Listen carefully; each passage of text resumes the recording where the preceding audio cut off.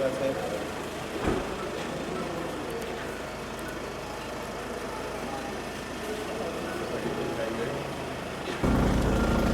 भेला भइसक्नु भएको हलो तयारी भइरहेको त्यहीबाट जाने अम्बेलेस खाने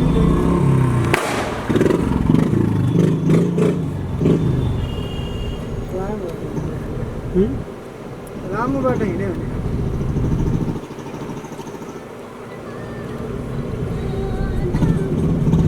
कहाँ गयो हरिणीहरू फेरि नेपालमै गर्छु नेपाली हिन्दी लागि गर्छु भनेर मैले मेरो हस्पिटलमा तपाईको मैले हस्पिटल बनाइसकेपछि एउटा बोर्ड राखेको छु मेरो आफ्नो फोटो राखेर यो पनि मेरो भनाइ नै हो नेपाल बन्छ हामीले बनाउनै पर्छ नेपाल सरकारले बनाइदिँदैन नेपाल हामीले बनाउनु पर्छ लेख्दैनस् के हो यो भनेर भन्दाखेरि मेरो अस्ति नै इङ्ग्लिसमा 39 आइछ मलाई जम्मा चाहिएको 32 सात मारा मलाई पर्दा भयो हैन मैले किन लेखेर हेरेको मैले लेखिन कुनै जाँच पनि लेखिन किन लेखिन भन्दाखेरि अब भेसे त कलेज पढ्न गयो मेरो लेख्ने मान्छे त कलेज पढ्न गयो त्यहाँदेखि मैले 8 क्लास त्यसरी मैले सानैदेखि पास गरेर मैले ल्याउँदै स्कुलै गएँ बोलेर होइन कि गरेर हुन्छ भन्ने कुराले भन्नुभयो र उदाहरण पनि भनेर देखाउनु भयो त्यो बेला विशेष गरेर हाम्रो नेपालका विशेष गरेर नेतृत्व गर्ने नेताहरूलाई उहाँले अब 2-4 चोटि त्यो कुरा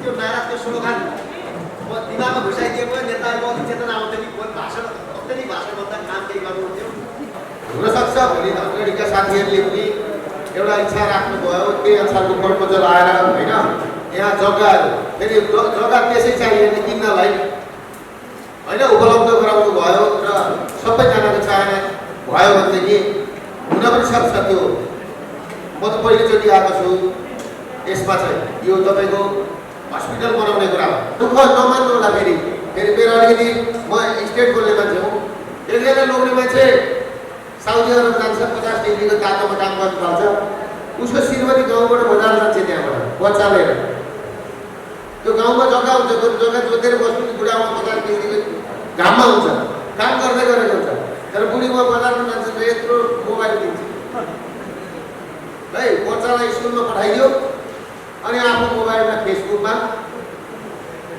खेल्न थाल्यो हेर भरे बेलुका के गर्छन् भने एउटा झोला बोकेर बिचरा बुढामा तातोमा त्यस्तो काम गरेर पठाएको पैसा त्यही पैसा लिएर सब्जी किन्न जान्छ कति विडम्बना छ भाइ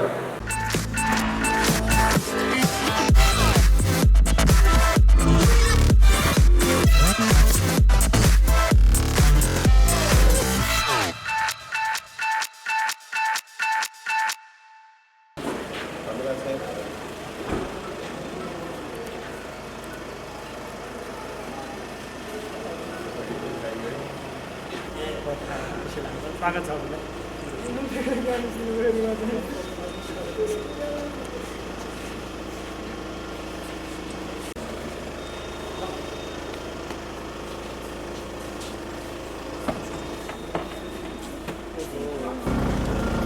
क्या भेला भइसक्नु भएको हलो तयारी भइरहेको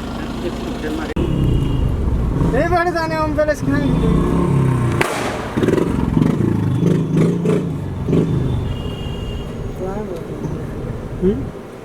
लामो बाटो हिँड्यो भने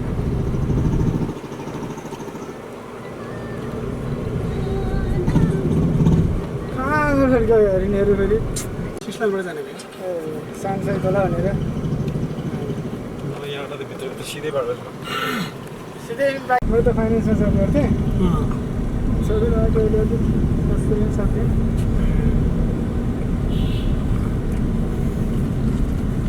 त्यो कार्यक्रममा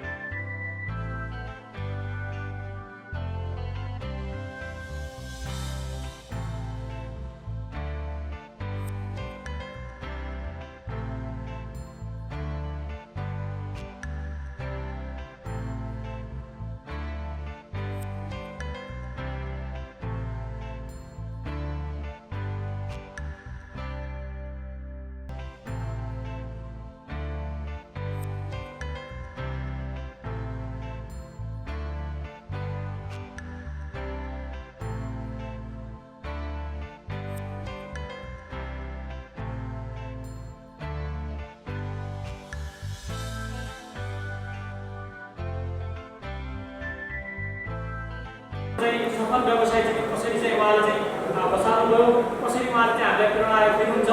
हामीले एउटा बाहिरी आफन्त मात्र चिन्ने मौका पाएका छौँ, उहाँको भित्री कथा पनि हामीले चाहिँ बुझ्न पाउने मौका पाउनेछौँ हुँदै म आजका प्रमुख अतिथि आदरणीय दुर्गा प्रसाद सरलाई मञ्चमा आमन्त्रण गर्दछु।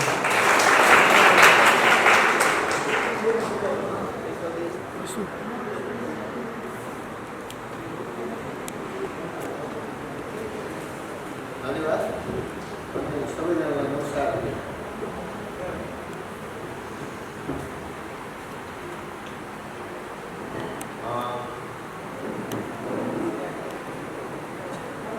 मैले अघि त्यहाँ मन्दिरमा पनि भनेको थिएँ,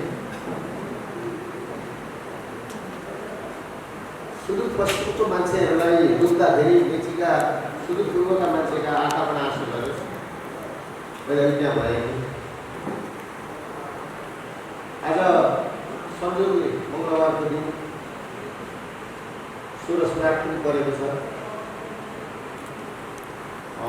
धनगढी पहिलोचोटि सुदूर पश्चिमको धनगढी पहिलोचोटि यहाँ आउनु पाउँदाखेरि र 1000 माइलको यात्रा शून्यबाटै सुरु हुन्छ भने जस्तै मान्छे कम भएर मान्छे थोरै भएर पनि कहाँ होइन, मलाई मान्छे धेरै चाहियो होइन, थोरै मान्छे भगवान कृष्ण महाभारतको लडाइँमा पनि त्यहाँ तिमीलाई भगवान कृष्णले चाहिँ त्यहाँ धर्म युधिष्ठिरहरूलाई चाहिँ पठाइदिँदाखेरि तिमीलाई हजारौँ लाखौँ सेना चाहिन्छ कि एकजना चाहिँ धर्म युधिष्ठिर चाहिन्छ भन्दाखेरि भगवान कृष्ण उसले अर्जुनले मलाई धर्म युधिष्ठिर एकजना सत्यवादी मान्छे भए पुग्छ भनेर फेरि मलाई झुटो बोल्ने आश्वासन बाँड्ने मान्छे भन्दा पनि सत्य बोल्ने र आफ्नो निष्ठामा जहिले प्रतिबद्ध भएर काम गर्ने मान्छेको मलाई भन्दा पनि हाम्रो नेपाललाई आवश्यकता छ। अघि यहाँ पढाइको कुरा पनि आयो, अघि पढाइको कुरा पनि आयो। एकजना सरले भन्नुभयो मास्टर डिग्री मैले 3टा विषयमा गरेको भन्नुभयो है सरले। यहाँ हाम्रो एकजना विद्वान हुनुहुन्छ, अधिवक्ता पनि हुनुहुन्छ विनोद भट्टराई, उहाँले पनि मेजर इङ्ग्लिसमा पनि मास्टर डिग्री गर्नुभएको, एलएलबी गर्नुभयो, धेरै विषयमा उहाँले विद्यार्थी गर्नुभएको छ। म त त्यस्तो पढेको मान्छे होइन, फेरि मेरो पढाइको कहानी तपाईँले सुन्नुभयो भने फेरि सबैजनाले त्यसो गर्नुभयो भने पनि अप्ठ्यारो हुन्छ। म जम्मा 8 क्लास पढ्दै स्कुल छोडेर हिँडेको मान्छे हो। तर यसको अर्थ मैले मलाई मेरो छोराछोरीहरू मेरा साथीभाइले किन 8 क्लास मात्रै पढेको किन भन्छस् भनेर भन्दाखेरि मैले के भन्दै भनेदेखि मैले सत्य बोल्नुपर्छ भनेर भन्थेँ। किन भन्दाखेरि नपढेको मान्छेले पनि काम गर्न सक्छ, हात खुट्टा नभएको मान्छेले पनि अगाडि बढ्न सक्छ। जस्तो झमक कुमारी जसलाई रसियामा फ्याँकेको थियो, उनका हात खुट्टा थियो, तर उसले ठुला ठुला बुकहरू लेखेको छ, नोबेल पुरस्कारहरू के पुरस्कारहरू पाइरहेको छ। तपाईँहरूले हेर्नु होला समाजमा आँखा नदेख्ने मान्छेहरूले पनि जीविका चलाएका छन्, एउटा खुट्टा हुने मान्छेले पनि नाचेका छन्। तपाईँहरूले हेर्नु भएको छ। मैले प्रशस्तै रूपमा देख्छु, त्यो कुरालाई अध्ययन गर्छु। तपाईँहरूलाई म एउटा कुरा के भन्छु भने जो मार्क जुकरबर्ग हुनुहुन्छ, जो स्टिभ जब्स हुनुहुन्छ, उहाँहरूलाई चाहिँ कलेजबाट निकालेको मान्छे हो, तर संसारको सबैभन्दा धनी मान्छे उहाँहरू हुनुहुन्छ। तपाईँहरूले बुझ्नु होला। पढाइ त के हो, तपाईँको एउटा सर्टिफिकेट र अर्कालाई ज्ञान दिने कुरा मात्रै हो, तर लागू गर्ने कुरा आफूमा हो। तपाईँले मलाई हेर्नुहोस्, त्यसले गर्दाखेरि तपाईँको हाम्रो कुरा के हो भन्दाखेरि मेरो नारै छ, म चाहिँ गर्छु, नेपालमै गर्छु, नेपालीहरूकै लागि गर्छु भनेर मैले मेरो हस्पिटलमा तपाईँको मैले हस्पिटल बनाइसकेपछि एउटा बोर्ड राखेको छु, मेरो आफ्नो फोटो राखेर। यो पनि मेरो भनाइ नै हो, नेपाल बन्छ हामीले बनाउनै पर्छ, नेपाल अर्काले बनाइदिँदैन, नेपाल हामीले बनाउनु पर्छ। त्यो मेरो नारासँगै म आज सुदूर पश्चिममा तपाईँहरूसँग किन आएको छु भन्दाखेरि मलाई धेरैजनाले कहिले मार्क्सी भनेर, कहिले माफिया भनेर, कहिले डन भनेर हरेक कुराले जिस्क्याउने गरे। म तपाईँलाई मेरो पढाइको अलिकति तपाईँहरूलाई म भन्छु। म 8 क्लासमा मेरो झापाको एउटा स्कुलमा पढ्दै थिएँ, भदौ 3 गतिको दिन थियो। मैले त्यतिखेर 3टा सेक्सन थियो हाम्रोमा। एमा पनि 106 जना, बीमा पनि 106 जना, सीमा पनि 106 जना। 106 सीको चाहिँ 106 नम्बर रोल नम्बर मेरो थियो। 106 सीको भलो 3 गतेको दिन थियो। अब असार र साउन 2 दिन महिनाको छुट्टी हुन्छ नि हाम्रो। भलो लागेपछि स्कुल त्यो पूर्व टिप्नुपर्छ स्कुलमा, त्यो तपाईँलाई थाहा छ होला। अब भलो 3 गतेको दिन हाम्रो त्यो अलिअलि कुटापिटी पऱ्यो विद्यार्थीको गएपछि त्यहाँ हेडमास्टरले मलाई अगाडि पनि ल्याएर हिर्काउनु। हिर्काएपछि मैले पनि हेडमास्टरलाई हिर्काएँ।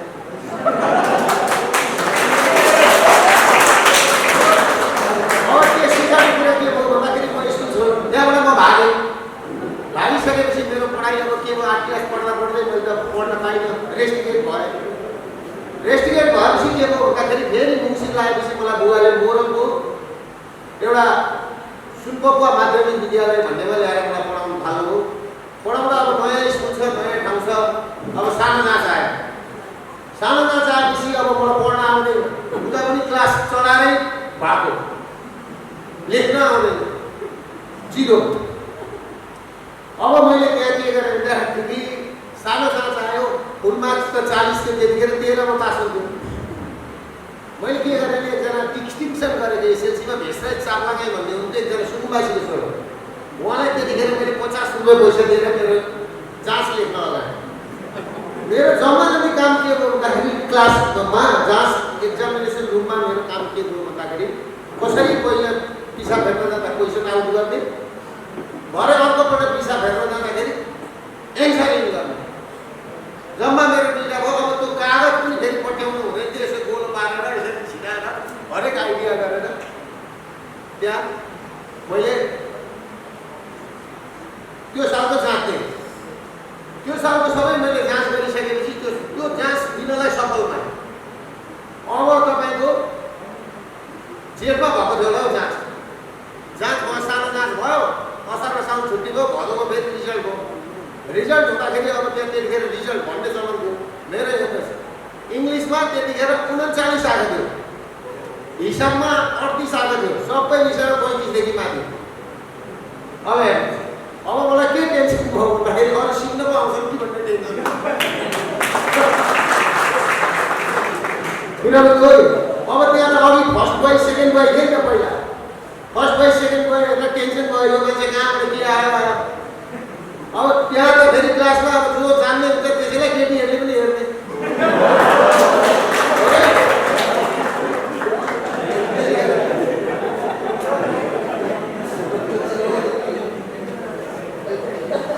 अब फेरि ठुलो जाँच आयो।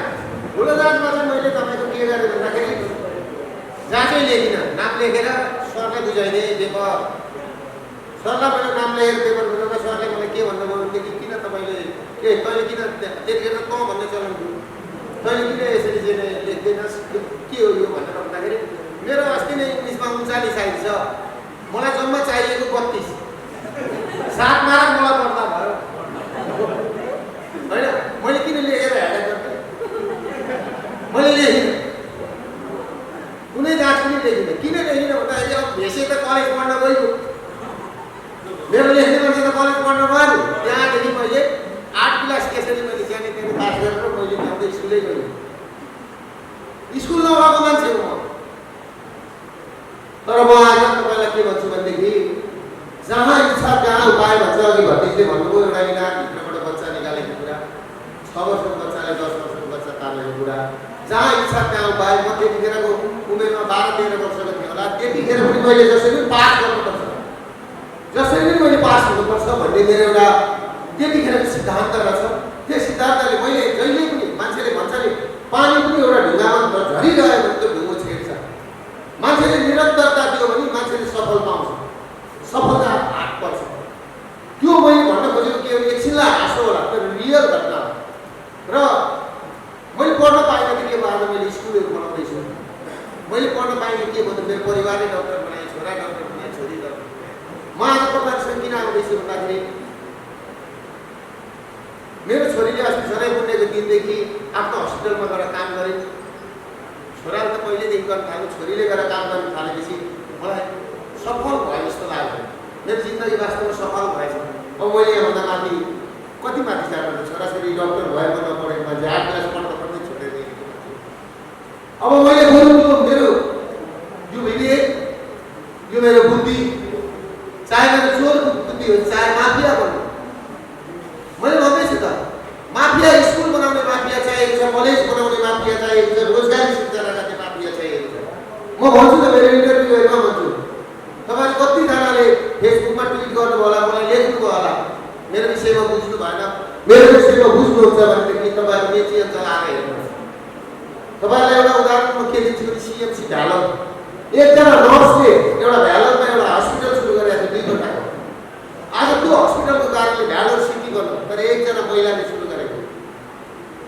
त्यसले गर्दाखेरि आज मेरो घर काठमाडौँमा पनि थियो, मैले काठमाडौँलाई रोजिनँ, मैले मेरो जन्मथलो मैले मेची अञ्चलमा गर्नुपर्छ भनेर ठ्याक्कै तपाईँले ठाउँ दियो धनगढी जस्तै हो, नजिक बोर्डर, त्यहाँदेखि उता सिलगढी, सिलगढीबाट चाहिँ त्यहाँबाट फ्लाइट चढ्ने बित्तिकै एकै दिन दिल्ली 1 घण्टा 15 मिनटमा पुग्छ।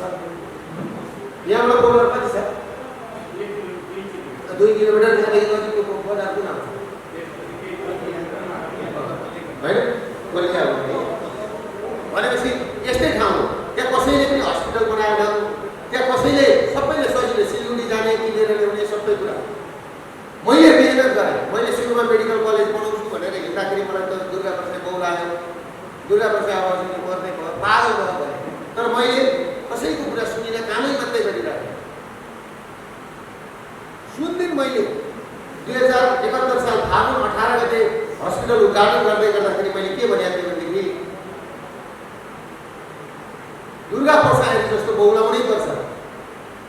यस्ता मान्छे त 25 जना मात्रै यो देशमा बौलाइदियो भनेदेखि धनगढीमा एकजना दुर्गा प्रसाद बौलायो भने यो ठाउँमा मेडिकल कलेज त आउँथ्यो होला, हस्पिटल आउँथ्यो होला, अरू उद्योग धन्दा कल कारखाना खुल्थ्यो होला नि। तर त्यस्तो बौलाउने मान्छेको आज आवश्यकता छ। त्यो आवश्यकता मैले भन्ने गर्छु, माइती घर मण्डलमा गोविन्द केसीहरूको झुन्ड बस्छ, युरोपियन युनियनहरूको झुन्ड हो यो कुरा तपाईँलाई बुझ्नुहोस्। तपाईँलाई म एउटा कुरा के भन्छु भने हामीले खोजेको गणतन्त्र, अलिकति म राजनीतिमा जान्छु, सबैभन्दा बढी म माओवादी पार्टीमा लागेर 57 सालदेखि काम गर्दै 60 साल माघ 10 गते म पक्राउ गरेको मान्छे हो, सैनिक हिरासत लामो बसेको मान्छे हो। त्यतिखेर पश्चिमको चौधरीहरू, यहाँको खारेहरू पनि मेरो घरमा खाना खानु भएको छ। हामी सँगै लडेको मान्छेहरू। तपाईँको मेरो भनाइ के हो भन्दाखेरि हामीले त्यत्रो जनयुद्ध लडेर यत्रो 17,000 मान्छेले चाहिँ मान्छेको शहादत भयो। आज 50,000 मान्छेका कसैका चाहिँ हात छैनन्, कसैका खुट्टा छैनन्, कसैका आँखा छैनन्, कसैका आन्द्रा छैनन् है। त्यस्तो गरेर ल्याएको गणतन्त्र, त्यस्तो गरेर ल्याएको लोकतन्त्र, हामीले त्यस्तो 20 लाख मान्छे बाहिर जाने खालको लोकतन्त्र ल्याएको छ हामीले।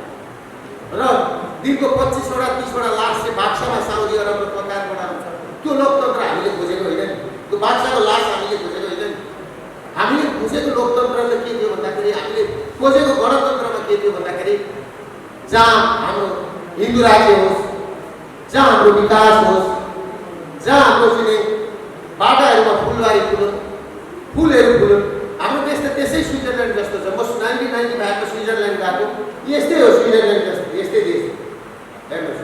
हाम्रो देशलाई अब अलिक दिनमा अर्काको हात बोलाउँछन् कि भन्ने चिज छ क्या, त्यो कन्डिसनमा पुग्दैछ। तपाईँको अहिलेको राजनीतिक भित्तातानी हेर्नुहोस्, अहिलेको लडाइँ हेर्नुहोस्, कस्तो खालको मान्छे चाहिन्छ, कस्तो खालको भिजन भएको मान्छे चाहिन्छ। अब एकजना भतिजले भन्नुभयो, लिक्वानको कुरा गर्नुभयो। मैले प्रचण्ड र केपी ओली 2 जनालाई मेरै घरमा राखेर खाना खुवाएर तपाईँहरू लिक्वान बन्नुहोस्, तपाईँहरूको घरको मूल गेटमा सबै जनताले हरेक घरको मूल गेटमा एउटा फोटो तपाईँहरूको राख्छन्, तपाईँहरूले त्यो बाटो समाउनुहोस् भनेको थियो। र मैले त्यो मार्सी चामल भनेर मेरो बदनाम गर्ने काम भयो, तर त्यही मार्सी चामलकै कारणले आज म तपाईँहरूको अगाडि उपस्थित भएको छु होइन।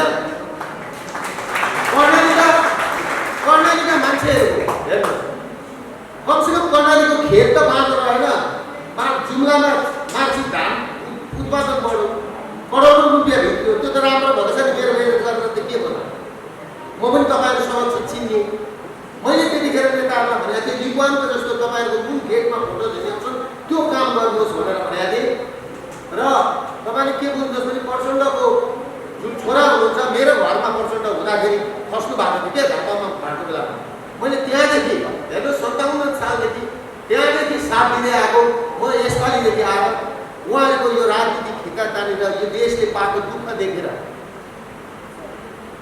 मैले उहाँहरूलाई छोड्दै क्या कि तपाईँहरू बेकार हुनुहुन्छ भनेर उहाँहरूलाई मैले छोड्दै जहिले खाली कुर्सीको लडाइँ विकास यो बाटो बनाऊ भनेर कसैले लडाइँ गरेन यो पुल बनाऊ भनेर कसैले लडाइँ गरेन त्यसले गर्दाखेरि तपाईँहरूले के बुझ्नु पर्यो भने युवाहरूले सबैभन्दा ठुलो कुरो के छ भने यो जस्तो म दिल्लीमा देख्छु अघि यहाँ भन्नुभयो वाचम्यान भनेर पनि भन्नुभयो दिल्लीमा म जाँदाखेरि जहाँ होटलमा जान्छु नि यता पश्चिमतिरको साथीहरू फोटो खिच्न आइहाल्छ सबै कोही सेफ छन् कोही त्यहाँ यस्तो के भन्छ खाना दिने बेहेराहरूको काम गर्छन् होइन फोटो खिच्न आउँछन् क्या त्यहाँ दिल्लीमा जाँदाखेरि त्यहाँ ठुल्ठुलो 5 स्टार होटलदेखि लिएर साना साना होटलमा पनि सबै नेपाली छन् कमसेकम पनि हामीले हेर्नुहोस् हाम्रा नेपाली दाजुभाइले गरेर चाहिँ साउदीबाट बनाइदिए कतार बनाइदिए त्यति राम्रा बिल्डिङहरू बनाउने सिप कला हाम्रा दाजुभाइमा छ त्यो मौका हाम्रो दाजुभाइहरूले यहाँ नपाएर हाम्रो दाजुभाइहरू जानुभएको छ तपाईँहरूले के घर गचाउनु पर्यो भनेदेखि सबैजनाले तपाईँहरूले फेसबुकको युज गर्दा पनि कस्तो गर्नु पर्यो भन्दाखेरि मान्छेलाई गाली गलौज गर्ने होइन तपाईँहरूको फेसबुकले मान्छेलाई बाटोमा हिँडाउँछ ऊर्जा दियोस् म सिम्पल मान्छे हो मैले गर्दा हुन्छ भने तपाईँहरूले गर्दा किन हुँदैन तपाईँहरूले गर्दा पनि हुन्छ मैले त्यसको लागि हामीले कुन ठाउँबाट कसरी सहयोग गर्नुपर्छ तपाईँहरू आउनुहोस् हाम्रो ठाउँ हेर्नुहोस् बुझ्नुहोस् अझ तपाईँको के छ भन्दाखेरि अघि भतिजले पनि भन्नुभयो म आफूलाई क्यान्सर लागेको मान्छे म उपचार गर्नलाई बाहिर गएर त्यहाँ गएर नेपाली बिजोग देख्दाखेरि मैले मेरो टाका नखोलिकन आएर मैले क्यान्सर हस्पिटलको शिलान्यास गरेर लगातार काम गरेर 2 वर्षमा मैले क्यान्सर हस्पिटल त्यो पनि अहिले दिल्लीमा पनि छैन त्यस्तो क्यान्सर हस्पिटल हेर्नुहोस् मैले त्यस्तो हस्पिटल बनाएको छु तपाईँहरू क्यान्सरको बिरामी कोही छ भनेदेखि तपाईँहरू लिएर आउनुहोस् कैलाली कञ्चनपुरदेखिका मान्छे धनगढीदेखिका मान्छेहरू गइरहेको छ अहिले जान्छ नेपालदेखिका मान्छेहरू जान्छ त्यसले गर्दाखेरि तपाईँहरूलाई के भन्छु भनेदेखि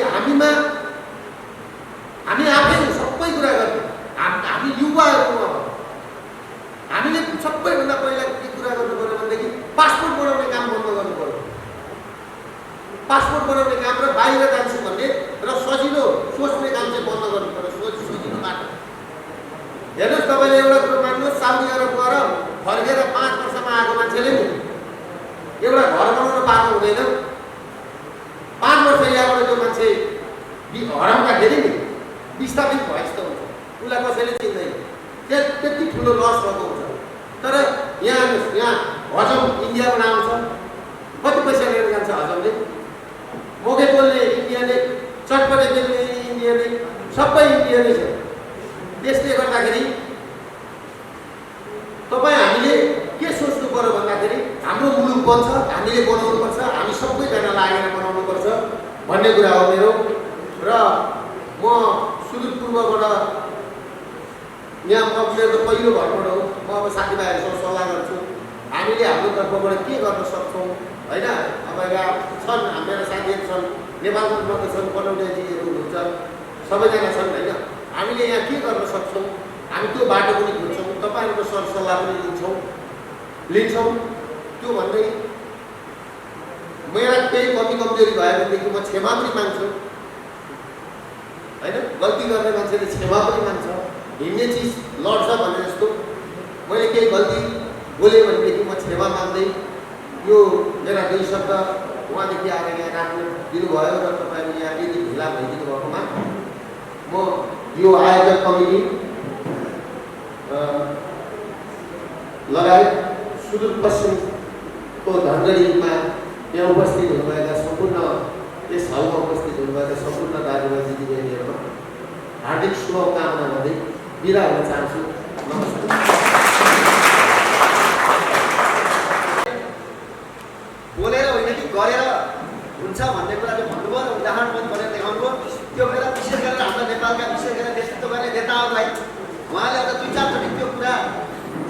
स्लोगान म दिमागमा घुसाइदिएको नेताहरूको अलिक चेतना आउँथ्यो नि भाषण अत्याधिक भाषण भन्दा काम केही गर्नुहुन्थ्यो र मलाई सरलाई दुईवटा प्रश्न गर्छु। एउटा सरको सुदूरपश्चिममा केही त्यस्तै स्वास्थ्य सम्बन्धी अथवा अन्य कुनै क्षेत्रमा लगानी गर्ने कुनै योजना छ कि? यदि नभए पनि बनाइदिए यहाँका केही 100 मान्छेहरूले रोजगारी पाउने के छ योजना? एक। दोस्रो, अत्यधिक चर्चामा रहेको सरको ढाकाको बिएनसी हस्पिटल र क्यान्सर हस्पिटलमा साथै पनि इन्डियाबाट र विदेशी बिरामीहरू पनि औषधि गर्न आउँछन् भन्ने सुनिएको छ। त्यसले गर्दा नेपालमा पैसा विदेशी पैसा पनि आउँछ, इन्डियाबाट पनि पैसा आउँछ। देशको जिडिपी बढ्यो भने बाहिरबाट पैसा ल्याएर देशको विकास पक्कै पनि हुन्छ। नारा जुलुस बन्दले विकास हुँदैन। त्यसमा पैसावाला मान्छेहरू त उपचार गर्नु, तर अलिक कमजोर आर्थिक अवस्था भएको मान्छेहरूलाई केही सुविधा छ कि छैन? कमजोर आर्थिक अवस्था भएको मान्छेलाई तपाईँले विशेष केही त्यस्तो के अरे प्रावधान अथवा केही राख्नुभएको छ कि छैन? अन्यहरू त अलिक भन्छ त्यहाँ पैसावाला मान्छेहरू औषधि गरेर ठाउँमा भन्छ, तर अलिक गरिब मान्छेहरू कमजोर आर्थिक अवस्था भएको मान्छेहरूलाई बिराइ गएपछि के छ त्यस्तो प्रावधान के छ? दुईवटा क्वेसन हो। धन्यवाद। हेल्थ सेक्टरमा लगानी गर्ने आशय छ कि छैन? र मान्छेहरूले ब्लेम लगाउँछन् तपाईँको कस्ट कतिको छ, सामान्य गरिब गुरुबाले त्यहाँ पाउँछ पाउँदैन, यस विषयमा सरले? धन्यवाद छ यो प्रश्नको। यो राम्रो प्रश्न सोध्नु हो। सुदूरपश्चिममा त म आज पहिलोचोटि आउँदैछु। नेताको जस्तो गफ दिनु भएन, म यो गरिहाल्छु त्यो गरिहाल्छु भनेर फेरि म नेता हुन्छु होइन, म ढाक्दिनँ। तर हाम्रो चाहना के हो भन्दाखेरि क्यान्सर हस्पिटल चाहिँ हाम्रो अब फर्स्ट बिर्तामोड भयो झापा सुदूरपूर्व। अब हामीले काठमाडौँ एउटा र सुदूरपश्चिममा एउटा या नेपालगञ्जबाट पनि हामीलाई भनिरहेछ। नेपालगञ्ज यहाँबाट कता यता पूर्व पर्छ होइन, नेपालगञ्जका साथीहरूले भनिरहेछ। अब हुनसक्छ भोलि अगाडिका साथीहरूले पनि एउटा इच्छा राख्नुभयो, त्यही अनुसारको प्रपोजल आएर होइन यहाँ जग्गाहरू फेरि जग्गा त्यसै चाहियो भने किन्नलाई होइन उपलब्ध गराउनु भयो र सबैजनाको चाहना भयो भनेदेखि हुन पनि सक्छ। त्यो म त पहिलोचोटि आएको छु यसमा चाहिँ। यो तपाईँको हस्पिटल बनाउने कुरा हो। रह्यो उद्योग धन्दा कल कारखाना खोल्ने कुरामा पनि मैले भने नि म पहिलोचोटि आएको छु। अब म फेरि आउँछु किनभने एकपल्ट आइसकेपछि बाटो हुन्छ, तपाईँहरूसँग दोस्ती हुन्छ, चिन्जान हुन्छ।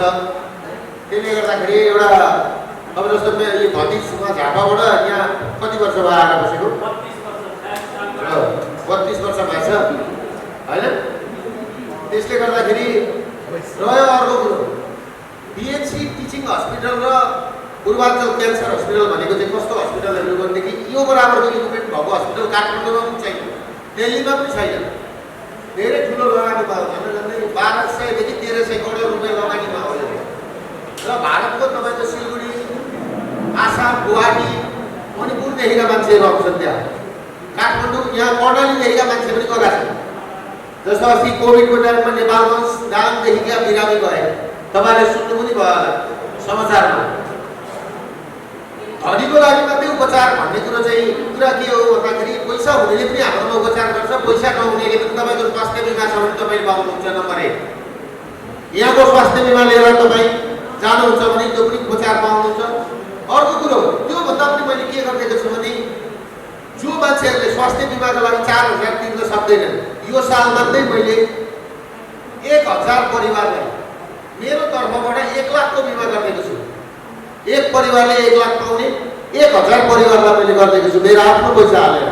मैले गरिबहरूलाई र तपाईँहरूलाई एउटा कुरा के छ भन्दाखेरि अहिले हामीले महिलाहरूलाई सबैभन्दा ठुलो महिलाहरू 25 वर्षदेखि, पहिला 40 वर्षदेखि उँभो थियो, अहिले चाहिँ 25 वर्षदेखि उँभोको महिलाहरूलाई सबैभन्दा बढी पाठेघर र ब्रेस्टको क्यान्सर छ अहिले हुन थाल्यो। त्यसले गर्दाखेरि त्यो स्क्यानिङ गर्नको लागि हामीले 10,000 महिलालाई यो साल निःशुल्क गरेको छौँ। 10,000लाई, 1000लाई होइन नि, फेरि 10,000लाई। तपाईँहरू यहाँबाट गएर त्यो स्क्यानिङ गर्न पनि सक्नुहुन्छ, स्क्रिनिङ गरेर हेर्न सक्नुहुन्छ उहाँहरूलाई क्यान्सर छ कि छैन। र क्यान्सर भनेको रोग भनेको 20औं वर्ष सुरु भएको 20औं वर्षमा मात्रै क्यान्सर पुरा म्याचुरेट हुन्छ। क्यान्सर म्याचुरेट भएपछि तपाईँको मान्छे बाँच्ने चान्सेस कम हुन्छ। त्यसलाई सुरुमै, जस्तो म पनि क्यान्सरको रोगी हुँ, म तपाईँहरूको अगाडि आएर बोलिरहेको छु, क्यान्सरलाई समयमा ट्रिटमेन्ट गर्न सकौँ, समयमा उपचार गर्न सकौँ, समयमा पहिचान गर्न सकौँ भने क्यान्सरबाट बाँचिन्छ। क्यान्सर पनि अरू रोग जस्तै हो। जब क्यान्सर, मैले भने नि क्यान्सर पुरा म्याचुरेट भएर क्यान्सरले चाहिँ नि सुरु भएको 20 वर्ष जतिमा मात्रै उसले असर गर्न थाल्छ। तर क्यान्सर भनेको यस्तो रोग हो, दुख्दै दुख्दैन, पोल्दै पोल्दैन थाहा। अनि जब मान्छे मर्ने बेला हुन्छ, जब अन्तिम स्टेज भएपछि मात्रै थाहा पाउने चलन छ। त्यसले गर्दाखेरि तपाईँले उठाएको जुन प्रश्न छ त्यो त्यति मात्रै मैले गरेको छैन, निःशुल्क मात्रै गरेको छैन। कसैलाई पैसा छैन भने पछाडिको बाटोबाट पनि भगाइदिन्छु। अब सबैजनालाई भगाएर त फेरि त्यहाँ हस्पिटलमा काम गर्ने 1500 कर्मचारी छन् होइन, इक्विपमेन्टहरू छ, ब्याङ्कको लगानी छ, ब्याज तिर्नुपर्छ, ती सबैलाई तलब खुवाउनुपर्छ, सबैलाई भगाउन पनि सकिँदैन। त्यसले गर्दा अवस्था हेरेर बुझेर पछाडिको बाटोबाट पनि भगाइदिन्छु, त्यो सहयोग गर्छु म। तपाईँ पनि आउनुभयो भनेदेखि त्यसको पर्न पनि सक्नुहुन्छ। अरू केही छ भने भन्नुहोस्। अरू कोही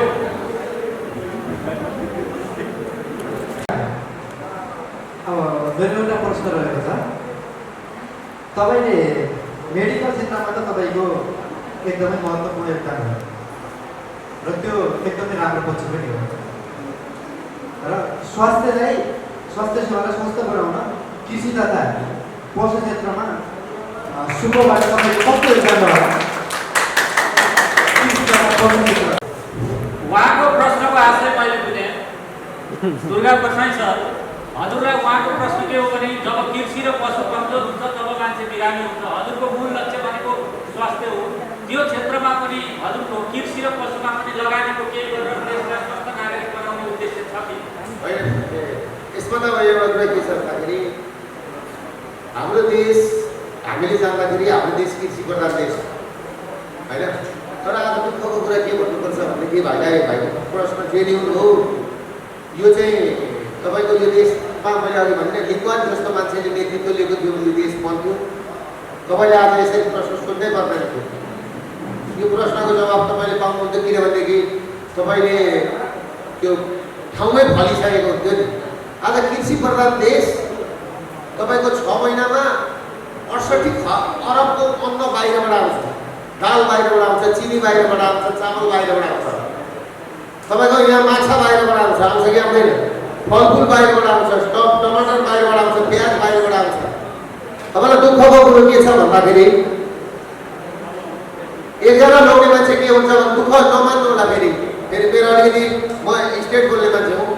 एकजना लोग्ने मान्छे साउदी अरब जान्छ, 50 डिग्रीको तातोमा काम गर्नु थाल्छ। उसको श्रीमती गाउँबाट बजार जान्छ, त्यहाँबाट बच्चा लिएर।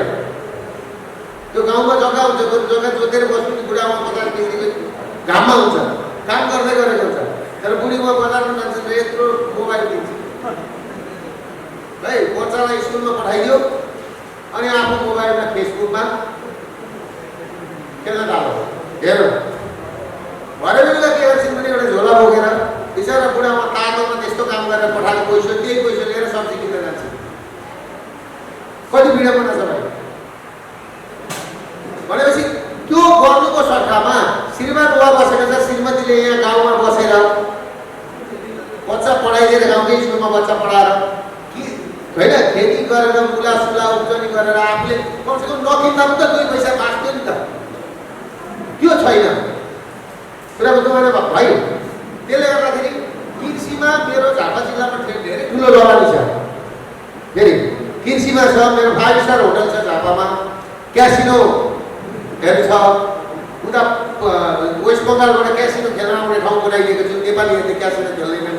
अहिले म 4 लाख बनाउँदैछु, बद्री केदारनाथ हरिद्वारमा ठुलो प्रोजेक्ट चलेछ। त्यो मेरो 4 लाख बनिसक्दा 35,000 मान्छेले रोजगारी पाउँछन्। मेरो उद्देश्य के हो र कृषिको कुरामा के हो भन्दाखेरि जबसम्म हाम्रो देशमा हामीले यो युवाहरू हुँदैनौँ नि कृषिको उसमा धान पाकेर जान्छ, धान काट्ने मान्छे हुँदैन, छ कि छैन? खेत रोप्ने मान्छे छ नि। अहिले हाम्रो तपाईँको अबको 20 वर्ष पछाडिको बच्चाले जुन पाइप गर्न आउँछ, पोकामा आउँछ भनेर देख्छ। तपाईँहरूको मेरो घरमा भैँसी छ भाइ, अहिले पनि भाइले एउटा कुरो बुझ्नु, मेरो घरमा भैँसी छ, गाई छ, म भैँसीको दुध खान्छु, गाईको दुध खान्छु मेरो घरमा। मैले किन पालेको छु? किन मैले पालेको छु भन्दाखेरि मेरो छोरा छोरी नाति नातिनाले गाई भैँसी देख्नुपर्छ, यहाँबाट दुध आउँछ भनेर थाहा हुनु पर्यो। तपाईँहरूको अधिकांशको घरमा अब गाई छ, भैँसी छ, छैन मलाई थाहा छैन, तर मान्छेहरूले सजिलो बाटो भेट्यो। बुद्ध हवाईजहाज चढ विदेश गयो होइन, पैसा ल्यायो, त्यसले गर्दाखेरि हाम्रो देशको स्थिति यो भएको। र तपाईँले भने जस्तो कृषि छ नि, कृषि उब्जनी बनाउनको लागि जस्तो मार्सीको कारणले गर्दा जुम्लामा अहिले बाजारका खेत पनि रोप्न थाले नि होइन। मलाई उहाँ जान्छन् पश्चिमतिर, जुम्लातिरका मान्छे, हिजो त्यो रातो चामल वक्क भएर सेतो चामल दसैँमा लगेर खान्थे अरे, अहिले 1 टक रातो चामल बोक्दाखेरि 5 टक सेतो चामल आउँछ। कुरो बुझ्यो? त्यो स्थिति भएको छ होइन। त्यसले गर्दाखेरि हामीले पहिला युवाहरूलाई रोक्नु पर्यो, कुरा त्यो हो।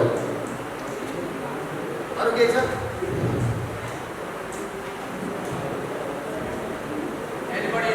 हामी त्यसैमा हामीलाई अलिकति दुःख लागिरहेको छ।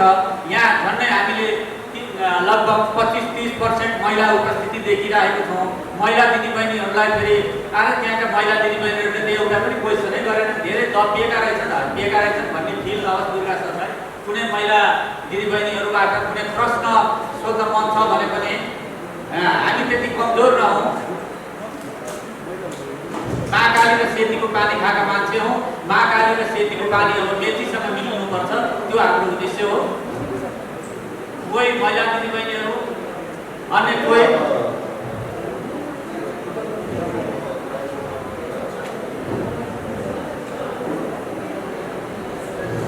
थ्याङ्क यू, धन्यवाद। लाज नै गहना हो भन्छन्, जे भए पनि आफ्नो गहना जोगाइराख्नु हो। धन्यवाद सहयोगी गर्नुको लागि हाम्रो देवेन्द्र कुमार प्रसाद सरलाई। आजको कार्यक्रम हाम्रो नेपाल बन्छ, हामी बनाउनै पर्छ भन्ने जुन पवित्र उद्देश्यका साथ यहाँहरू माझ, यहाँ युवाहरूका माझ सफल व्यवसायी आदरणीय दुर्गा प्रसाई यहाँ उपस्थित भएर आफ्ना कुरा राख्नुभयो र सुदूरपश्चिममा केही गर्नुपर्छ भन्ने उद्देश्यका साथ उहाँले केही आफ्नो पानी गर्नुभएको छ भन्ने हामीले अनुमान गर्छौँ। यसको लागि हामी सुदूरपश्चिमका युवाहरूको तर्फबाट उहाँलाई हृदयदेखि धन्यवाद दिन चाहन्छौँ। अब म कार्यक्रमको उत्तरार्धमा गएको छु र यस कार्यक्रममा उपस्थित प्रमुख अतिथिगण एवं सम्पूर्ण उपस्थितिहरूलाई धन्यवाद सहित कार्यक्रम समापनको घोषणा गरिदिनुको लागि म आज यस कार्यक्रमका सभापतिको हासन ग्रहण गरिनुभएका शिवपुरी उत्तर रामेश्वरम ज्योतिर्लिङ्ग धामका सचिव भीमा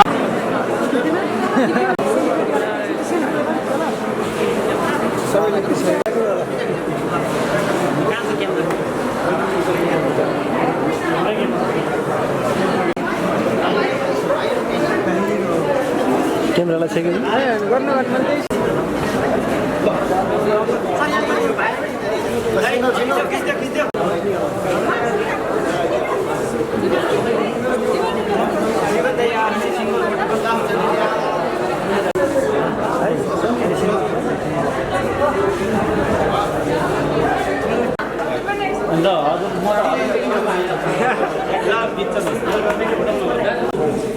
मगन सर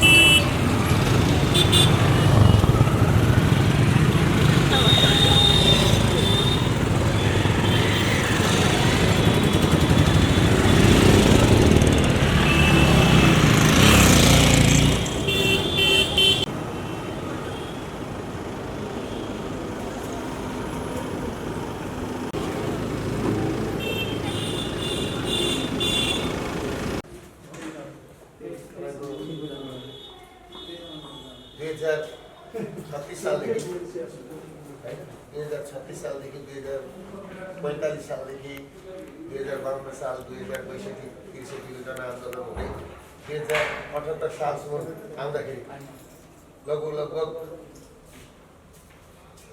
झन्डै 40 वर्षको पिरियडमा हामीले के पायौँ र हाम्रा पिँढी जुन युवा पुस्ताले के पाए र यिनले के खोजेको रहेछ भन्ने कुरो चाहिँ यहाँका युवाहरूले नै मलाई बोलाएर नि के हो त तपाईँ आइदिनु पऱ्यो एकपल्ट, किन टिभीमा मात्रै देखियो, युट्युबमा मात्रै देखियो, समाचारमा मात्रै देखियो होइन।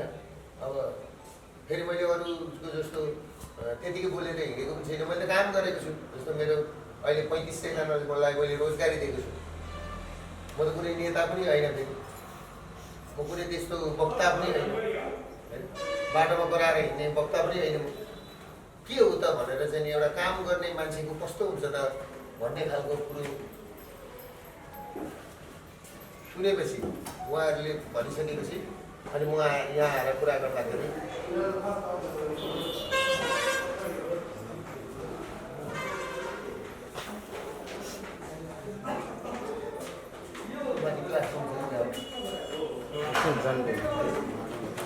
मिटिङ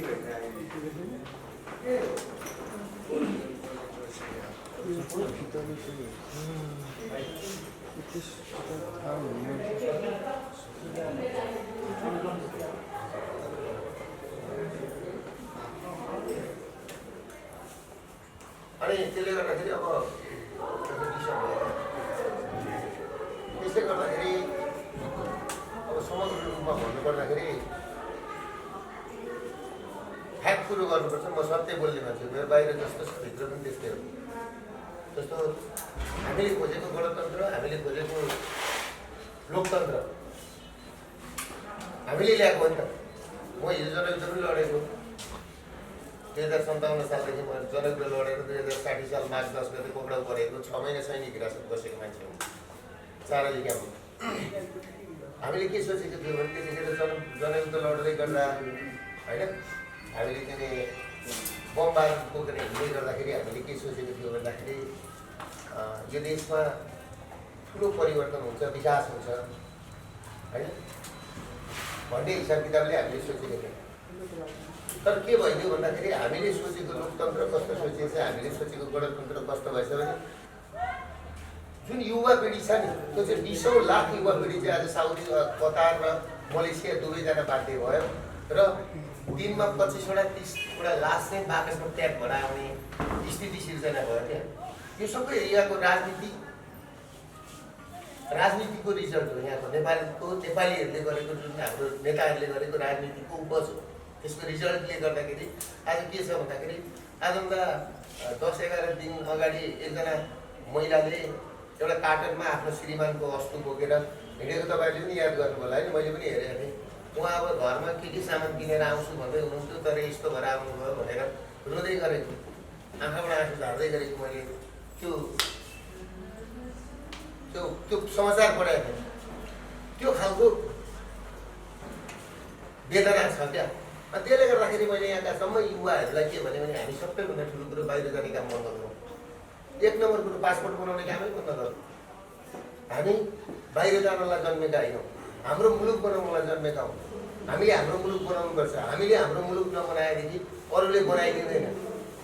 अरू कसले बनाइदिन्छ भन्नु त हाम्रो मुलुक अरूले बनाइदिँदैन। त्यसले गर्दाखेरि मैले यहाँका युवाहरूलाई चाहिँ म आफूले पनि हिजो बहुत दुःख गरेर मैले पनि के छ भन्दाखेरि तपाईँलाई भन्नुपर्दाखेरि मैले घाँस काटेको अनुभव छ, खोले पकाएको अनुभव छ। तपाईँलाई खोले भन्ने थाहा होला नि, भैँसीलाई कुँडो पकाएको अनुभव छ, भैँसी धोको अनुभव छ, आली लगाएको अनुभव छ, गोरु जोतेको अनुभव छ। गोरु जोत्नु भएको छ नि यहाँ तपाईँहरूले, मैले जोतेको छु है।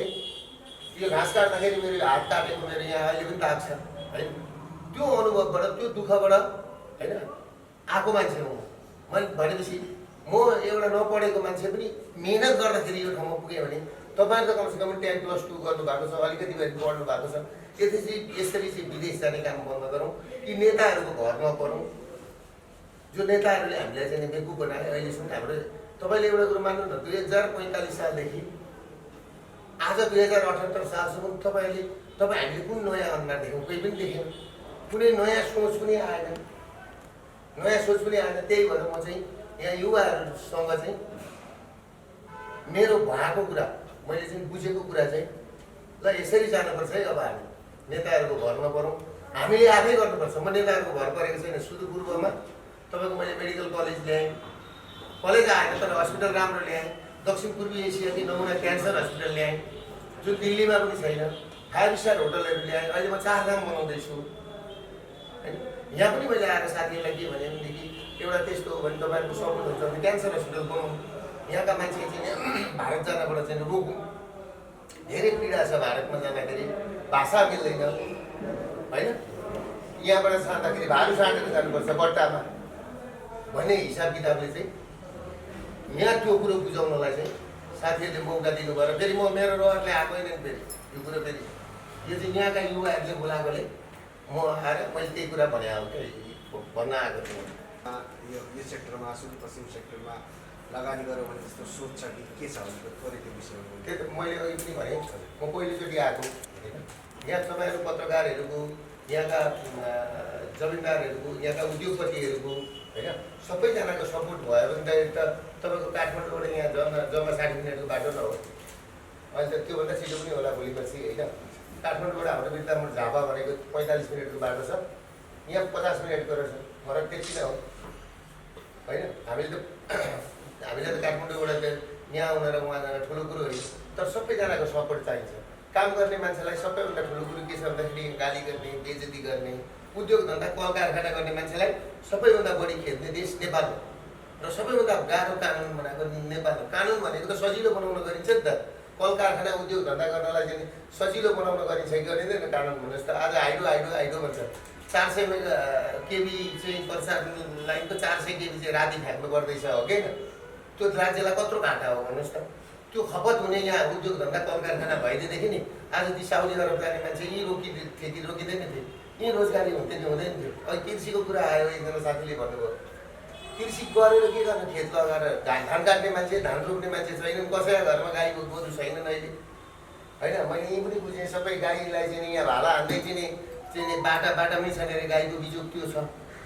पुरो यहीँ कुन ठाउँमा हो एकपल्ट गाई पहराबाट खसाएको पनि थियो। यतै पश्चिमतिरको कहाँको समाचार पढाएको थिएँ हामीले, सुर्खेततिर होइन। हाम्रोतिर चाहिँ फेरि त्यस्तो हुँदैन है, गाई गोदावरी यहाँ कहाँ माथि होइन। हामीले जो समाचार हेरेका छौँ हाम्रो पूर्वतिर चाहिँ त्यस्तो हुँदैन।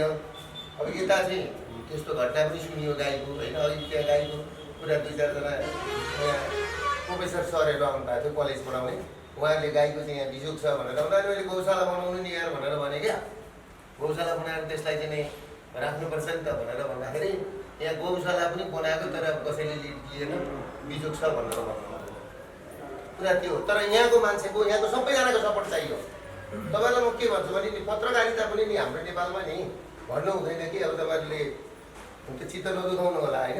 हामीलाई सामाजिक उत्तरदायित्व भएको पत्रकारिता चाहियो क्या। कुरा बुझ्नु भएन? कस्तो खालको पत्रकारिता चाहियो भने ल एउटा टेररिस्ट हो, उसको काम के हो भने आतङ्क मचाउने हो, बम पड्काउँछ उसले, उसको धर्मै हो। तपाईँहरूको धर्म लेख्ने हो, देखेको कुरा लेख्ने हो। तर कस्तो खालको लेख्नु पऱ्यो भन्दाखेरि एउटा बम टेररिस्टले लगेर एउटा बाल मन्दिरमा लगेर जहाँ अनाथ बच्चाहरू छन्, जहाँ 200-300 जसका बाबुआमा छैनन् त्यस्ताका बच्चा ल्याएर त्यहाँ राखेको हुन्छ, त्यहाँ लगेर टेररिस्टले बम राख्छ ती लालाबाला भएको ठाउँमा है भने एउटा पत्रकारले देख्छ। कहिले माफिया भनेको छ, कहिले डन भनेको छ, कहिले के भनेको छ, कहिले के भनेको छ, कहिले के भनेको छ हो। वाक्क बनाउँछन् क्या मान्छेलाई। त्यसमा चाहिँ तपाईँहरू सबैजनाको सपोर्ट चाहिन्छ कि, अनि मात्रै यो मुलुक बन्छ। जस्तो तपाईँको लिक्वानले के गरेको थियो भने सिङ्गापुरमा 3टा कुरामा ऊ गरेको थियो।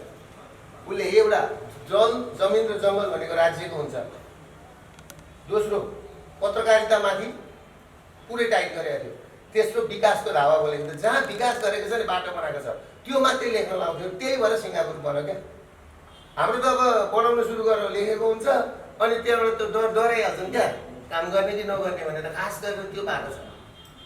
मैले यथार्थ देखेको कुरा, हाम्रो पिछडिएको कुरा पनि त्यही हो।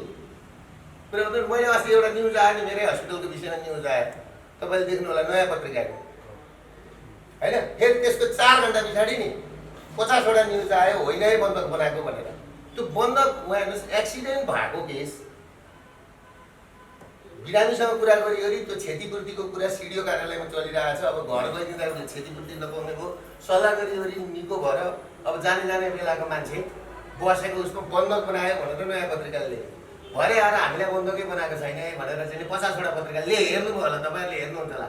यस्तो खालको त्यो बन्दक बनाएको ठाउँमा यसरी उपचार गरेको थियो। त्यो औषधि उपचार गर्नलाई पैसा पुगेन होइन, कसरी हुन्छ सहयोग जुटाइदिउँ है भनेर चाहिँ लेखिदिएको हो नि त, समाचार पनि थियो नि त। यसरी काम गर्ने मान्छेलाई ह्यारेस्ट हुन्छ क्या। जस्तो तपाईँहरूको पनि त पत्रिका छ नि त, पत्रिका विज्ञापन छपाएर पैसा दिएन भने कसरी चलाउँछ तपाईँहरू? ल भन्नुहोस् त, हाम्रो पनि त त्यही हो नि त, हो कि होइन? इक्विपमेन्ट छ, डक्टर छन्, त्यहाँ सबै कुरा त किन्नुपर्छ। यसलाई हामी फेरि एकअर्कामा बाँधिएका छौँ क्या, सबैभन्दा ठुलो कुरो त्यो। त्यसले गर्दा यो मुलुक हामीले बनाउने भने यसरी तपाईँहरूसँग कोही पनि आएर आजसम्म कोही उद्योगपतिले कोही मान्छेले आएर तपाईँहरूसँग यसरी भन्या पनि थिएन होला, कुरा हुँदैन। मैले चाहिँ सुरुवात गरेको, किनभने म पत्रकारिताबाट धेरै पीडित भएको मान्छे हो क्या, काठमाडौँ। खास गरेर तपाईँहरूसँग त मेरो होइन, काठमाडौँकोबाट चाहिँ फेरि काठमाडौँबाटै अहिले मेरो समाचार चाहिँ 100औं पत्रिका जान थाले नि त, गरे हेर्न चाहिँ होइन रहेछ, हामीले गल्ती गरेछौँ भन्न थालेँ क्या। र 2-4जना पत्रकारहरू छन्, के पत्रिकाहरू छन्, मिसन मिडियामा छन्। कसरी हुन्छ तपाईँको त्यसलाई सक्ने, अनि त्यस पछाडि पैसा लिने, क्लियर कुरा छ। मिसन मिडियामा छ जस्तो 1-2वटा मिडियाहरू तपाईँले यसपालि थाहा हुनु होला, 3 वर्षदेखि तलब दिएको रहन्छ। काठमाडौँका अधिकांश ठुला मिडियाहरूको छ नि, अधिकांशले तलब दिन सकेको छैन। सायद यहाँ तपाईँहरू पनि कतिजना पर्नुहुन्छ होला, होइन? मैले यो कुरा आजभन्दा 4 वर्ष अगाडि भनेको थिएँ, एक दिन आउँछ। किनभने महिलाहरूको सबैभन्दा दुश्मन भनेको सौन्दर्यता हो क्या, कुरा बुझ्नु है? साँप खेलाउने मान्छेलाई नि साँपले पनि टोकेर मार्छ, बाघ खेलाउने मान्छेलाई बाघले पनि टोकेर मार्छ क्या। यो नियम हो। हात्ती खेलाउने मान्छेलाई हात्तीले नै मारेको छ नि त दृष्टान्त। आफैले चलाएको हत्याले आफैलाई नै सक्छ भनेको अहिले काठमाडौँमा नि साँच्चै भन्नु भने हामीलाई पत्रकारसँग जोगिन धौधौ छ। कसरी भन न, जो पनि भेटो होइन न विज्ञापन दिनु पर्यो, जो पनि भेटो विज्ञापन दिनु पर्यो, जो पनि भेटो विज्ञापन। त्यति पत्रिका छ कि अब विज्ञापन दियो नि महिनाको 2 करोडले पुग्दैन, त्यो स्थिति पुगिसक्यो क्या। सबै फेरि पत्रकारिता त्यो के भन्दाखेरि यो जुन कोरोना आयो नि, कोरोना आउने बित्तिकै कान्तिपुरले हटाइदियो आदि जति, नयाँ पत्रिकाले आदि हटाइदियो, अन्नपूर्णले हटाइदियो, सबै फुटपाथमा ल्याइदियो नि त मान्छे त, हो कि? त्यो भएपछि अब सबैले के गर्ने, केही लेख्ने न, उनीहरू त्यहाँभन्दा त अर्कोमा जान सकेन, त्यो पनि भयो एउटा। त्यसले गर्दाखेरि त्यो स्थिति छ। त्यही हो कुरो। तपाईँहरूसँग मेरो एकदम मेरो यसमा कुनै भेदभाव छैन, तपाईँहरूलाई कुनै मैले नराम्रो भन्न खोजेको होइन। हामी सबै मिल्यौँ ल, सबैले हामीले राम्रो काम गऱ्यौँ भने नि। जस्तो मैले यो एउटा अहिले शिवपुरी धाम छ नि, यहाँ 4 धाम भन्ने रहेछ क्या, बद्री, केदारनाथ, हरिद्वार होइन, यहाँ बनाउनु भन्ने। जस्तो मैले 4 धाम सुरु गरेको छु कि सिक्किममा 4 धाम छ क्या। 4 धाम जान नसक्ने मान्छे हुन्छ नि त। जस्तो चाइनाको एउटा सिन्सियन सिटी भन्ने ठाउँ छ अरे, त्यहाँ नि वर्ल्डको सबै, स्विजरल्यान्ड पनि त्यहाँ छ अरे, अमेरिका पनि त्यहाँ छ अरे, त्यो फलानु ठाउँ त्यहीँ छ अरे क्या। त्यो त्यहाँ गएपछि कहीँ जानु पर्दैन अरे, कुरै पनि भएन। यो नजिक छ नि त, एकदम राम्रो ठाउँ रहेछ, जङ्गल पनि रहेछ। गर्मी त के भयो त, दिल्लीमा कति गर्मी छ, यहाँ भन्दा दिल्ली कति गर्मी छ, त्यहाँ पनि त मान्छे बसेकै छ होइन। गर्मीसँग त मतलब भएन। यहाँ प्रशस्त सम्भाव्यता रहेछ क्या। भनेपछि यहाँको माहौल मिल्यो, वातावरण मिल्यो, लगानी गर्ने सोचमा चाहिँ हुनुहुन्छ? म लगानी गर्ने, हामी लगानी काम गर्ने सोचमा छौँ। अब अहिले यो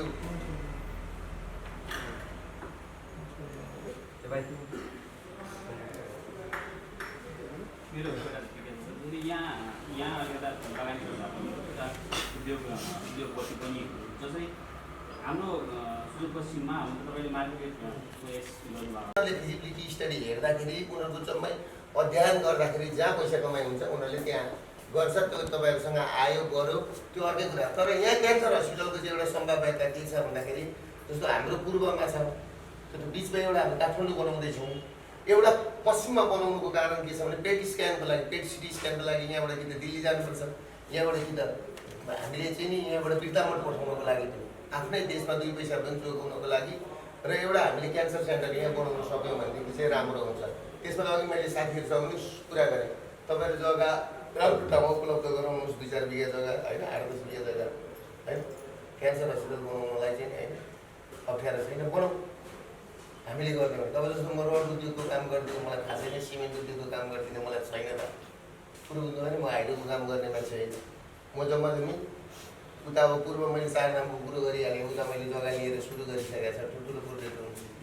तर यी अरू कुरामा चाहिँ खास गरेर मान्छेको स्वास्थ्य र शिक्षाको कुरो हो अहिले आधारभूत भनेको। त्यसमा चाहिँ अगाडि बढ्न सकिन्छ।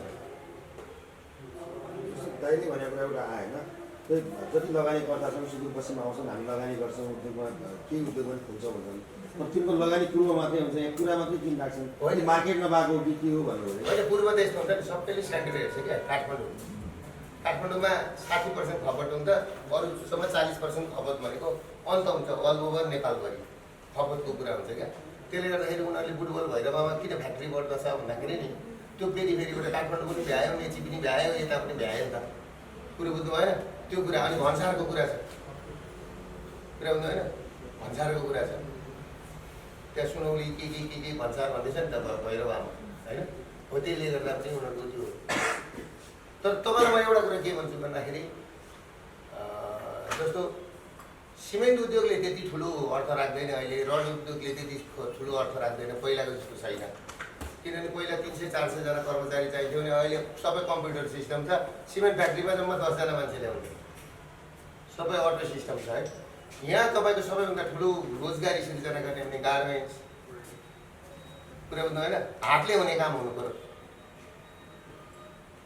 कुरो बुझ्नुभयो कि होइन। तर अब यहाँ यस्तो छ के कुरा, यहाँ गरिसक्दा युनियन खडा हुन्छ। युनियन खडा हुने बित्तिकै अब ब्याङ्कमा राखेर श्री सम्पत्ति राखेर ल्याएको हुन्छ, त्यो त भयो हो कि। त्यो युनियन खडा गर्ने मान्छेको केही जाँदैन।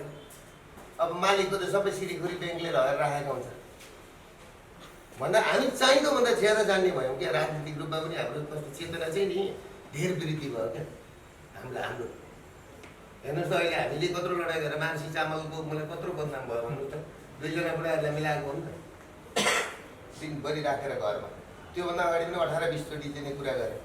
लास्टमा गएर मार्सी चामल पनि बाहिर आयो। ठिकै छ, कर्णालीको मान्छेको राम्रो भयो, उद्धारै भयो होइन, मेरो बदनाम भयो पनि। तर अहिले त्यही मान्छेको कारणले म यहाँ पनि आएको होइन। चिन्ता त भयो नि, तपाईँसँग भेटघाट भयो। तर हाम्रो राजनीति चाहिँ नि तपाईँले बुझिहाल्नु भयो, धेर हो क्या राजनीति। अब एउटा फेज थियो, त्यो फेजबाट पार भएर अर्को फेजमा जान खोज्दैछ। अर्को फेजमा जानको लागि चाहिँ के छ भन्दाखेरि तपाईँले के बुझ्नुहोस् भने अब यो यिनीहरूको नेतृत्वबाट चाहिँ यो पार लाग्छ जस्तो छैन क्या। अब बुझ्दाखेरि अब 75-76 वर्षका मान्छे लडाइँ लडिरहेको छ जिन्दगीभरि बाँचिन्छ भनेर। कोही ठाउँ नछोड्ने त्यो हो स्थिति। जसरी तपाईँले अघि व्यवसायमा पत्रकारहरूबाट पनि आक्रमण भयो भन्ने कुरा गर्नुभयो, त्यो पत्रकारहरूबाट मात्रै हो कि राजनीति गर्ने राजनीतिक नेतृत्व राजनीतिक कार्यकर्ताहरूबाट पनि उद्योग खोल्नमा व्यवसाय गर्नमा समस्या सिर्जना भएको छ? पहिला चाहिँ राजनीतिक कार्यकर्ताबाट थियो, अहिले राजनीतिक कार्यकर्तालाई कसैले टेर्दैन। कुरो बुझ्नु होइन। अहिले अब हामीलाई म त राजनीतिक कार्यकर्तासँग टेर्दैन, मलाई त मतलबै छैन, क्लियर कुरा। म त कोहीसँग टेर्दैन। अब टेर्दै भनेको पत्रकारसँगै लेखेको गर्छ, बिहान उनीहरू लेखेको हरेक एङ्गलबाट लेखेको कहिले यताबाट लेखेको छ, कहिले उताबाट लेखेको छ, के चाहिँ गरेर सुरु गर्नु कसैलाई पनि नटेर्यो भने डरको पानी पनि होइन। मलाई लेखेँ अनि अब त्यो कुराले गर्दाखेरि के हुन्छ भने घरमा छोराछोरीले नि अब यो छोडिदिनुहोस् न, कस्तो विवादमा आइरहेको बेकार लेखेको गर्छ भनेर छोराछोरीले अनि कक्रक्क पारेर सुनाउँछ। अनि गयो घरमा श्रीमती भुलेर बसिरहेको हुन्छ, के बदनाम गरिरहेको, किन बोल्नु भने म चाहिँ फेरि बोल्दा यही ठाउँमा आइपुग्छु। मलाई धेर बोलेरै भन्छ, ठिक छ धेर बोलेरै सही, तर सत्य त बोलेको हो नि त। सत्य त बोलेको हो नि त। मैले भने त तपाईँको काठमाडौँमा नि तपाईँलाई थाहा पाउनु होला मित्रहरूले, तपाईँले जानुहोस् है काठमाडौँ तपाईँहरू कति महिना पुग्नुहुन्छ। यत्रो मिडिया बनाएको छ फ्ल्याट लिएर है 1.5 करोड 2 करोड खर्च गरेको छ भित्र बस्दा डाउन गराउँछ। अब अहिले इन्टरभ्यू लिने मान्छे छैन, सक्रिय मान्छे नै छैन, पत्रकार त्यति भएछ। इन्टरभ्यू दिने मान्छे नै छैन। कतिपल्ट ल्याउनु त सुभाष नेमाङलाई, कतिपल्ट ल्याउनु दुर्गा प्रसाईलाई भन्नु त के कुरा हो कि भन्नु न। ल त्यो हालत छ भन्दाखेरि के भयो भन्दाखेरि धेर पत्रकारिता भयो नि त। भनेको अघिको त्यो अस्तिको जुन छ नि सबै अहिले बाटोमा छरियो क्या, बुझ्नु होइन कुरा। त्यसले गर्दा यो सबैलाई हामीले कन्ट्रोल गर्नु छ। फेरि मजाक गर्ने पनि कन्ट्रोल गर्नु छ। त्यत्रो दुईटा ठुला नेताहरूलाई भन्नु हुनु त नि। तपाईँको कुरा त ठिक हो, त्यो त मैले नि यदि ओलीसँग कोही पनि बोल्न सक्छ। हेर्नुहोस् है कुरा, यो प्रचण्डसँग पनि बोल्न सक्छ गरेर यो मान्छे तर म बोल्छु किन भन्दाखेरि मलाई त लोभ छैन नि त। मलाई उनीहरूसँग छोराछोरी जागिर लगाइदियो भन्नु छैन, किनभने मेरो छोराछोरी अलरेडी डक्टर आफ्नै हस्पिटलमा काम गर्छ। म गोरुहरूलाई रोजगार दिन्छु। उनीहरूले मलाई दया माया गरेर 1-2 करोड रुपियाँ दिँदाखेरि मेरो व्यवहार थामिने होइन। हजारौँ करोड रुपियाँ दिनुभएको मान्छेलाई के व्यवहार थामिने, त्यसले हात्तीका मुखमा 0 तितो त पिरो भन्थ्यो नि। मलाई अब राजदूत दियो भन्दा म राजदूत भएर 5 वर्ष म हराउन अर्काएको जाने हो। मलाई केही लोभ छैन, म सिधै भन्ने मान्छे हो। तपाईँहरूले यही खटाइ गर्नु। मैले तपाईँलाई भने त अघि पनि 2052 सालमा शेरबहादुर देउवा प्रधानमन्त्री थिए होइन, थियो नि त्यो क्यालेन्डरमा हेर्नुहोस् है त्यतिखेर 40 बुँदे लिएर बाबुराम गएको त्यही बाबुराम 40 बुँदे लिएर गए। त्यही कुरामा त्यो 40 बुँदे मानेर भनेर यो काङ्ग्रेस जम्मै हटाउनुपर्छ भनेर भनेकोमा 58 सालमा आएर चाहिँ त्यही 40 बुँदेलाई टेकेर यिनीहरू जनयुद्ध हाँके है। कति थारू मरे, कति मान्छे मरे, 17,000 मान्छे मरे, 50,000 मान्छे घाइते छन्। अब त्यस पछाडि आएर के भयो भन्दाखेरि 58 सालमा प्रधानमन्त्री फेरि शेरबहादुर देउवा नै थियो। शेरबहादुर देउवाले 50 लाख रुपियाँ पैसा टाउको मूल्य तोकेको हो नि त, हो कि होइन? यो त पत्रिकाले लेखेको कुरा हामीले सुनेको है। फेरि 50 लाख रुपियाँ मूल्य तोक्ने शेरबहादुर देउवा नै बाबुराम र प्रचण्डको मूल्य तोक्ने टाउकाको। 78 सालमा आएर त्यही शेरबहादुर देउवालाई चाहिँ गठबन्धन गर्छन् भने जनयुद्ध सकियो कि सकिएन? अनि त्यहाँ गएर भनेर कुनै अर्थ छ? अझ के भन्छन्, गठबन्धन गर्नुपर्छ भन्छन्। गठबन्धन भनेको त धेरैजना मिलेर एउटालाई कुट्ने होइन।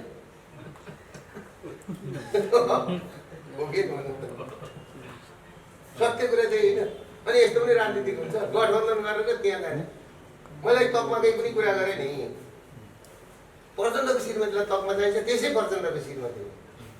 भगवान् शिवजीलाई नि पार्वतीलाई तकमा चाहिन्छ, शिवजीको श्रीमती भएपछि चाहिन्छ। जस्तो म दुर्गा प्रसाई, मेरो कहिले पनि भिजिटिङ कार्ड छैन क्या, मेरो भिजिटिङ कार्ड छैन, तर मेरो स्टाफको भिजिटिङ कार्ड छ क्या। म त बिएनसीको चेयरम्यान हो नि, मैले कार्ड दिइराख्नुपर्छ र मेरो स्टाफले पनि दिने हो त कार्ड त। म त्यो भन्ने मान्छे। अब यहाँ तकमा यस्तैमा भुलिएको छ राजनीति यस्तैमा भुलिएको छ। यस्तैमा भुलिएर अब यो के हुने हो थाहा छैन। त्यो कुरा तेरै साथीभाइ हो, यसलाई अन्यथा नलिनु होला होइन। हाम्रो यो सुदूरपश्चिम बनाउने काम गर्नु सबैजनाले कसरी हुन्छ गरे। हाम्रो सहयोग के चाहिन्छ हामी पनि गरौँ, तपाईँहरूको सहयोग के चाहिन्छ तपाईँहरू पनि गर्नुहोस्। बरु एकपल्ट तपाईँहरूलाई के भन्छु भने बरु के व्यवस्था गर्नुपर्छ, एकपल्ट हाम्रो हस्पिटल तपाईँ भिजिट गरिदिनुहोस्। यहाँको मान्छेहरूलाई कमसेकम नि उता बाहिर जाँदाखेरि हेर्नुहोस्, लखनऊदेखि अहिले गुवाहाटी पटनादेखिको मान्छेहरू आउँछ हाम्रोमा। दक्षिण पूर्वी एसियाकै नमुना क्यान्सर हस्पिटल हो होइन। त्यसले गर्दा एकपल्ट बरु सबैजना भिजिट गर्नुहोस् है। बरु म डाइरेक्ट फ्लाइट गरिदिउँला यहाँबाट चाहिँ धनगढी टु काठमाडौँ झापा है। तपाईँहरू कतिजना हुनुहुन्छ एकपल्ट आउनुहोस्, हेर्नुहोस्, रिपोर्ट गर्नुहोस् क्या। यो ठाउँका मान्छेले कमसेकम क्यान्सरको सुविधा पाउँ। त्यसपछि हाम्रो सामिप्यता बढ्दै जान्छ। अनि दाजुभाइ मिलेर काम गरौँला न, हो कि होइन? के हो कुरो? कुरो कस्तो लाग्यो त? अनि मिल्यौँ, देश बनाऊ। एउटा गीत थियो नि, सम्झिने पानी छर्किने भने मिल्ने देश बनाउनु रियल्ली भनेको। र त्यो 20 25 लाख जुन जनसङ्ख्या छ नि बाहिर जाने ती मान्छेलाई रोकौँ र पासपोर्ट बनाउने काम बन्द गरौँ। यो देश हाम्रो देश हो, हामीले बनाउनु पर्छ क्या। दुःख पायो क्या देशले, देशले दुःख पायो, त्यही हो कुरो। यो सुदूरपश्चिममा हस्पिटालिटी अथवा टुरिज्मको पनि निकै ठुलो सम्भावना रहेको छ। भारतकै 4-5 महानगरहरू एकदम नजिकमा छ, दिल्ली पनि सबैभन्दा नजिक पर्छ। यो टुरिज्मको क्षेत्रमा खप्तर जस्ता भर्जिन ल्यान्डहरू पनि छ, त्यहाँ चाहिँ लगानी गर्ने के छ तपाईँको? होइन, त्यही त मैले अघि तपाईँलाई भने त, मैले उहाँ पूर्वमा 4 धाम बनाउँदैछु। सुन्नुहोस् न, एउटा हस्पिटल इस्टाब्लिस हुनलाई 5 देखि 7 वर्ष लाग्छ। सुन्नुहोस् है, किनभने अर्काको टाउको काट्नुपर्ने हुन्छ, अर्काको पेट खोल्नुपर्ने हुन्छ। मेरो टाउको खोल, मेरो पेट खोल भनेर ऊ खुसी भएर आउनुपर्छ नि त, विश्वास हो नि त, हो कि होइन? पछि बद्री पनि त बनाएकै हो, केदारनाथ पनि त बनाएको, कसैले बनाएको हो नि। जस्तो म अहिले 4 धाम बनाउँदैछु, त्यतिखेर पनि त कोही दुर्गा वर्षै जन्मेको थियो होला नि त, बद्री बनाउने, केदारनाथ बनाउने, हो कि होइन? 200 वर्ष 300 वर्ष अगाडि बनाए, आज पशुपति पनि त बनाएकै हो नि त। कसैले त इँटा त गाडेकै हो नि त, हो कि नभन्नुहोस् त? डोलेश्वर पनि त गाडेकै हो नि त। त्यत्तिकै शिवजीले मन्दिर त मूर्ति त बनाएर ल्याएर राखेको थिएन, राखेको भए जम्मै भत्किने थिएन होला यसपालिको भूकम्पले, हो कि होइन? त्यसले गर्दाखेरि तपाईँलाई मैले भने यो ठाउँ नि राम्रो ठाउँ छ, तर खप्तर राम्रो छ, तर त्यहाँ आउने वातावरण छ नि, आउने वातावरण यस्तो छ नि। तपाईँलाई म भनौँ, इन्डियाबाट मान्छे आउन मन गर्दैन क्या नेपाल, सिङ्गापुरबाट मान्छे आउन मन गर्दैन, बाहिरबाट आउन मन, जहिले लफडा, जहिले माइतीघर मण्डलमा कागजको टोपी, जहिले उता त्यो, जहिले लफडै मात्रै, राम्रो केही देख्दैन। कसरी आउँछ भन्नुहोस् त? राम्रो देख्नु पर्यो नि त, ल भन्नुहोस् त? राम्रो देख्ने वातावरण बनाउँ न हामीले। जस्तो यहाँ 4 धाम बनाउँ, यो जङ्गलमा 4 धाम बनाउँ, राम्रो खालका 5 स्टार होटल 1-2वटा बनाउँ। खोइ त बस्ने ठाउँ यहाँ 5 स्टार होटल, खोइ त आउने त्यस्तो खालको सुविधा लिएर आउने मान्छे खोइ त, होइन? त्यो खालको वातावरण क्रिएट गर्नको लागि सबैजनाको सहयोग चाहिन्छ। मलाई त यहाँ हिजो यहाँ आउँदाखेरि नि बोर्डरको एरिया छ, के हो भन्थेँ नि। अब यहाँ तपाईँहरू यति राम्रो साथीभाइहरू हुनुहुँदो रहेछ, हो कि होइन? यहाँ चाहिँ इन्डियाको प्रभाव छैन, कति पनि छैन। नेपालगञ्ज हो, यहाँ त के छ? नेपालगञ्जतिर छैन, कतितिर यहाँ चाहिँ छैन। कहिलेको ठाउँ राम्रो रहेछ क्या, राम्रो छ। यहाँ यो एयरपोर्टलाई अलिकति डेभलप गर्नु र